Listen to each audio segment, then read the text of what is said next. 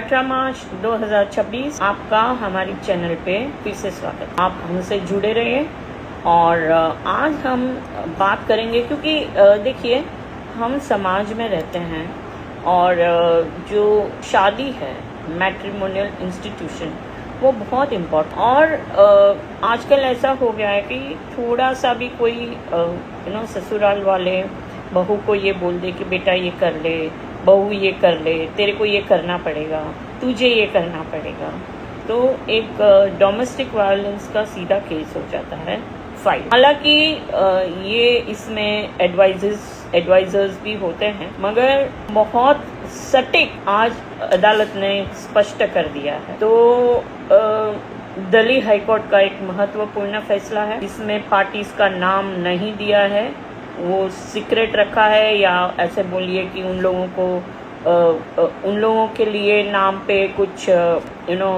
Stigma न लगे, उसके लिए उनके नाम दिए नहीं हैं।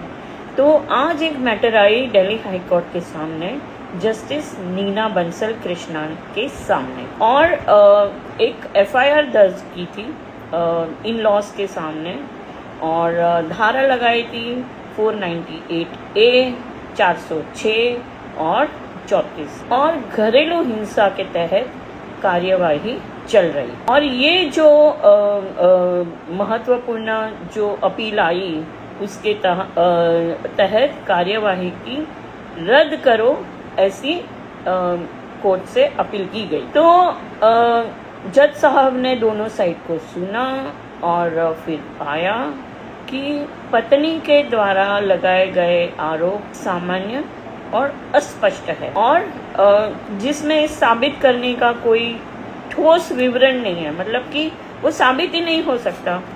अब क्या हुआ कि वैवाहिक जीवन है, समाज है, फैमिली है, परिवार है, तो सामान्य मतभेद पति पत्नी के बीच में भी होते हैं, माता पिता के बीच में भी होते हैं, माता और बच्चों के बीच में भी होते हैं, पिता और बच्चों के बीच में, बच्चे और बच्चों में भी।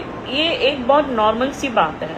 मतलब कोई भी एक फैमिली में आप ये नहीं बोल सकते कि कोई मतभेद नहीं है, और मतभेद होना एक बहुत सामान्य स्थिति है, मतभेद ना हो वो असामान्य स्थिति है। तो अभी इस केस में क्या था, पत्नी ने आरोप लगाया कि उसकी ननद जो है अविवाहित है और घर में रह के पति के आर्थिक मामलों और संपत्ति से जुड़े हुए निर्णयों पर वो प्रभावित करती है। मतलब पति जो है वो बहन को पूछे बिना कुछ डिसीजन नहीं लेता है, या तो वो जो बोलती है वही सही है, वो पति वही मानता है। अब अविवाहित भाई भी है साथ में, तो उसको उसका भी ध्यान रखना पड़ता है, वो भी साथ में रहता है। तो हालांकि पत्नी को इससे कोई फर्क नहीं पड़ता है, न तो उससे कोई नुकसान हुआ है, उसको कोई तकलीफ दी है, प्रताड़ना की है, ऐसा कोई सबूत नहीं है। और आगे केस क्या था, पत्नी ने ये केस किया कि मुझे दहेज के लिए ताना मारते हैं, तो उसके लिए भी कोई ठोस आधार नहीं था। तो पत्नी ने उसके कंप्लेंट में ये भी कहा कि उससे परिवार के एक बच्चे की जिम्मेदारी लेने का भी दबाव बना है। हो सकता है कि वो बच्चे की माँ ना हो, पिता ना हो, या तो फिर भी कितने सारे इंसिडेंट होते हैं। तो बोलते हैं कि उसको ये कहा गया कि तू ये बच्चे का ध्यान रख। तो इतने सारे प्रॉब्लम्स है, बाबा रे बाबा, कैसे होगा। तो केस हुआ, एफआईआर हुआ, 498A हुआ, दहेज का केस हुआ, डोमेस्टिक वायलेंस हुआ, मगर अदालत ने दोनों साइड को सुनने के बाद क्या कहा, अदालत ने कहा केवल किसी पारिवारिक सदस्य की देखभाल करने में के लिए मदद करने के में आईपीसी की धारा 498A, मतलब कि वो क्रूरता नहीं है, क्रूअल्टी नहीं है, कोई केस नहीं बनता है।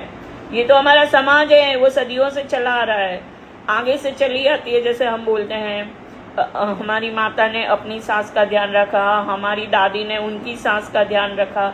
तो ये पहले के जमाने में तो पूरा एक परिवार था, जैसे हम बोलते हैं हिंदू अविभाज्य कुटुंब, HUF। तो बहुत नॉर्मल है हमारे समाज में। मगर आज के ज़माने में जो पढ़ाई लिखाई के बाद जो हमने छोटा सा फैमिली, मी, माइन और me and my children and बस वही है, हम, हमारे 2 या हमारे 1, उसमें फिर माता पिता, ननन, देवर कुछ नहीं आता। तो समाज का एंगल बदल गया है, मगर जहाँ पर ऐसी पारिवारिक व्यवस्था है वहाँ पर एक दूसरे को मदद करके परिवार आगे बढ़ता है। अदालत ने भी यही स्पष्ट किया है कि केवल अगर परिवार ये बोलता है कि आपको माता का ध्यान रखना चाहिए, सास का ध्यान रखना चाहिए, पिता का ध्यान रखना चाहिए, ससुर का ध्यान रखना चाहिए, देवर को खाना देना चाहिए, तो फिर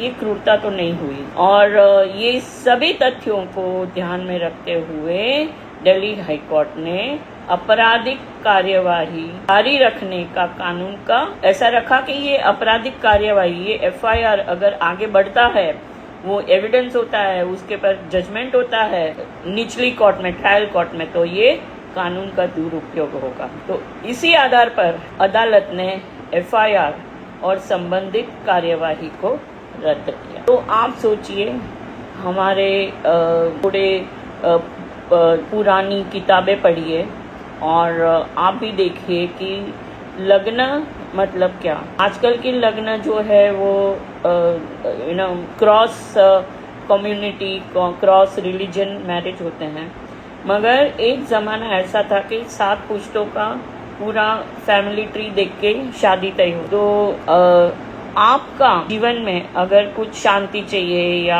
आपको एक व्यवस्था में विश्वास है तो ही शादी कीजिए, और अगर आपने शादी की है तो फिर ये सब रिश्ते तो निभाने ही पड़ेंगे। All the best.